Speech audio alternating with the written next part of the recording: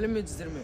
Бүгін біз мамандықтар әлемін ашамыз форумының аудандық кезеңінің аясында ерекше мамандық иелерімен танысуға келдік. Қазір біз темір-бетон бұйымдарын шығару заводындамыз. Күн сайын осы жерден ауданымыздағы талай ғимараттардың іргетасы қаланады. Ал сол құрылыстың артында кімдер тұр? Қандай маман иелері еңбек етеді? Бүгін бірге білейік.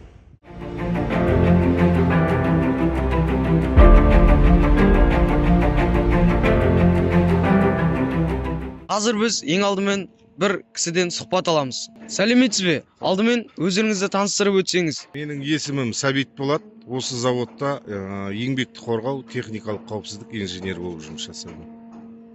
Бұл заводта қанша жылдан бері жұмыс жасап келесіз? 10 жылдан асып кетті. Бұл өндірісті қалай жүзеге асырады? Қарапайым тілмен айтып берсеңіз. Бұл жерде өндіріс арттарыңызда тұр, 6 этажды, 6 қабатты ғимарат. Сол ғимараттың ішінде бетон иленеді.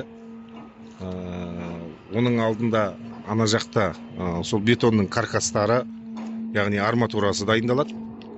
Сосын осы жерде қалыпқа құйылады. Қалыпқа құйылған соң арнайы осындай камералар бар. Сол камерада дайын бетон, құйылған бетон кептіріледі.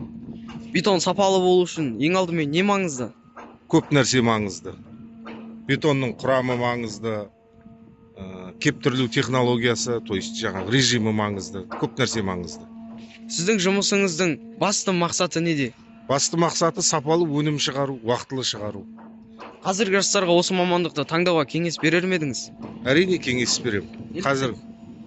Қазіргі кезде өйткені бұл мамандыққа сұраныс көп. Өйткені барлық жерде де осы бетонмен жұмыс жасалады. Құрылыс саласы өте жақсы дамуда. Жалғыз ауданымызда емес, бүкіл республика бойынша құрылыс дамуда. Бұл салада жұмыс жасау үшін қандай қасиеттер керек? Табандылық керек, шыдамдылық керек, мінез керек, жауапкершілік керек. Рахмет, Сәбит аға. Бүгін біз бетон зауытындағы маңызды мамандық иелерімен таныстық. Қаламыздағы әрбір ғимараттың артында осындай еңбекқор жандар тұр. Әр мамандық құрметке лайық. Мамандық таңдау, болашақ таңдау. Менің аты-жөнім Сәбит Нұрдәулет. Мамандықтар әлемін ашамыз жобасы аясында.